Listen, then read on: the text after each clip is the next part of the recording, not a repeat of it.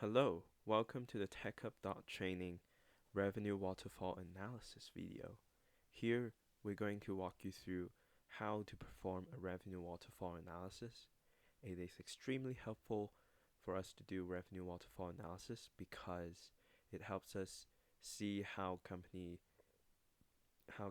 recognize revenue over time, and it is usually paired up with collection waterfall, and it can help you see how well they collect the cash payments either from the insurance company in this case or from patients. Shout out to Connor Group's Whitney Bai. She has helped me put together this challenge. So let's dive right into it. Here you have a raw data of the patient information. Patient ID uniquely identifies each patient name. There might be some duplicates, but don't worry about it. You're just going to treat them as individual transactions. Insurance company pays on behalf of the patient. Payment date, that's the day when the company receives cash. Admission date is the day when the patient's starting to stay in the facility. Length of stay is the days they stayed in that facility. Departure date is the day they leave. Location here is not as important. And then you have payment amount. So first of all, we want to talk about a little bit about the concept of accounts receivable and unearned revenue. Accounts receivable is basically you have the right to receive cash from the patient in the future. So for example, if you have already provided service, but you haven't received cash yet, you recognize that revenue. And on the other hand, you have an accounts receivable on your assets. It's the reverse for unearned revenue. So sometimes you receive cash upfront, but you haven't provided the service yet. So you don't get to recognize the revenue. You're just going to treat that as your liability,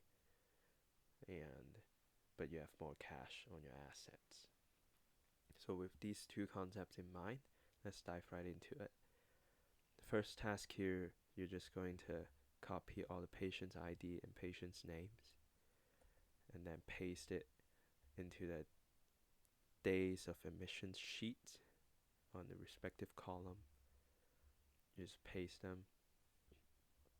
Awesome. And then after pasting them, you're going to do the tally tracker. This is a little bit tricky. The tally tracker here is trying to show, okay, if that patient has stayed in the facility on that specific date. So here you want to see if this date, January 1st, 2023, is larger or equal to E2. So what's E2? E2 here is the admission date. So this is saying if this date is later than your admission date, and then with the AND function here,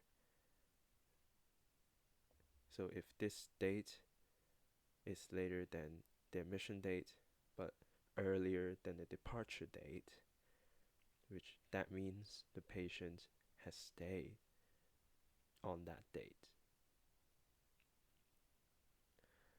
So you use an AND to make sure these two conditions are true, and if they are true, it should give you a tally, a 1. If not, it gives you a 0. So Mia Anderson, let's see, admission date is January 1st, departure date is January 21st. So you got a 1 from January 1 all the way across to January 20th. We don't count departure date as part of the length of stay. So a 0 for January 21st and onwards. So there are 365 columns here. I make this so we can do a calculation for the revenue waterfall easier. Make sure you use the sticky reference here because it's easier for you to drag the formulas. So as you can see, we use a sticky reference for the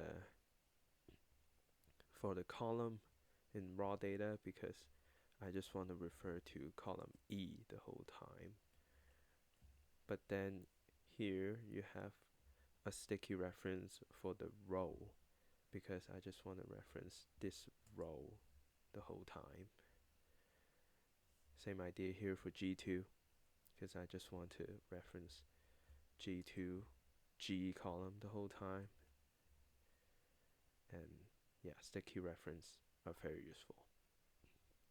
So you drag the formula all the way across and all the way down. That should give you a good tally tracker here for days of emission. After that, you're ready to do the revenue waterfall. So notice here we only use month because we usually do monthly here to see the trend. Days of emission, above that you have the end of month for each date.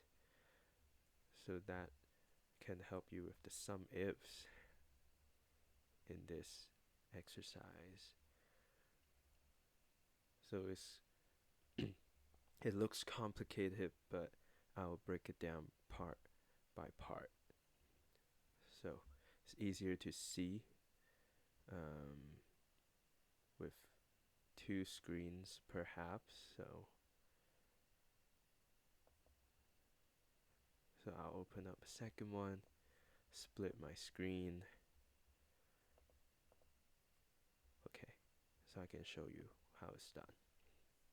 So first one, Mia Anderson, she only stayed in January. So first of all, you use an if statement, and then the first part here is to see if she stayed in January or not. So the sum ifs here, the first one, that's summing up all the tallies. So as you can see, days of emission, all the tallies here. You're trying to sum up all the ones and zeros. Awesome. And then you check to see if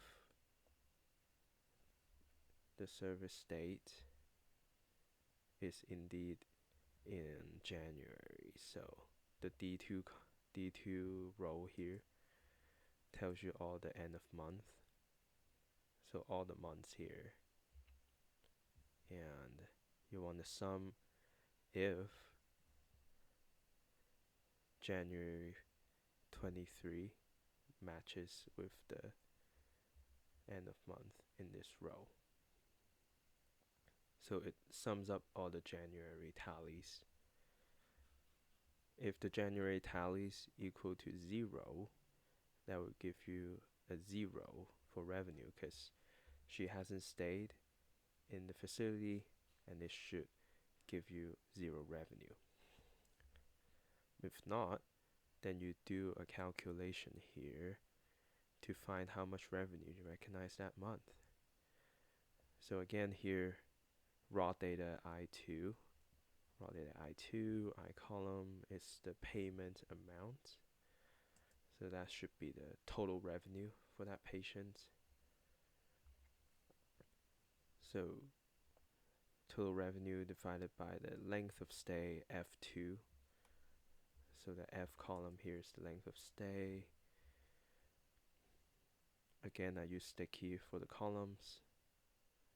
So total revenue divided by length of stay gives you the daily revenue times, again, you do the sum if.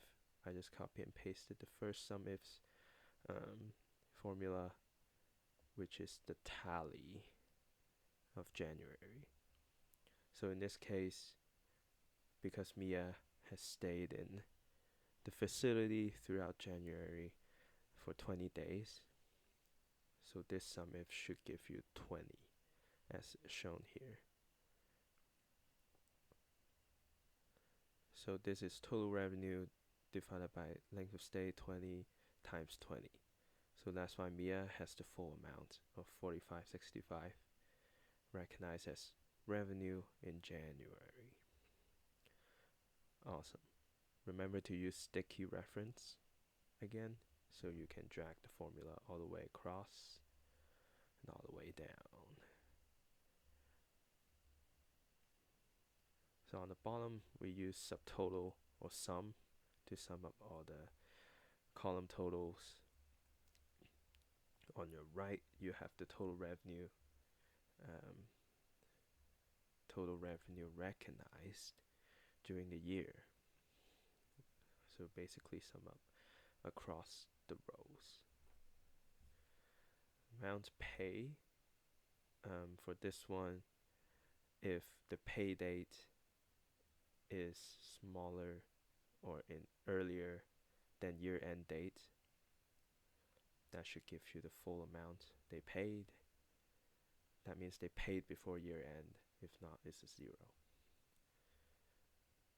To determine if it's an accounts receivable or unearned revenue, you do a simple subtraction here. The total revenue minus the cash paid. If it's positive, that should give you an accounts receivable because they haven't paid their amount for the service received. If it's negative, that means they paid up front more than the service they received during the period. So negative, a liability, then a positive tells you the accounts receivable. So as you can see, there's a net of positive number here. That means there is an accounts receivable. Fill out this chart here. So you sum up all these columns if it's positive to give you the accounts receivable gross. You sum up all the negative to give you the unearned, and you net them together. That gives you sort of the idea on how you're doing with your collections and revenue recognition. So this is just a light version of a revenue waterfall analysis. The data generated is not perfect, but this is a really good exercise to help you think through revenue recognition and how to do it on a spreadsheet. Again, shout out to Whitney from Connor Group. If you want more practice on Excel and other accounting technology and data analytics challenges, visit TechHub.training. Thank you. Have a good day.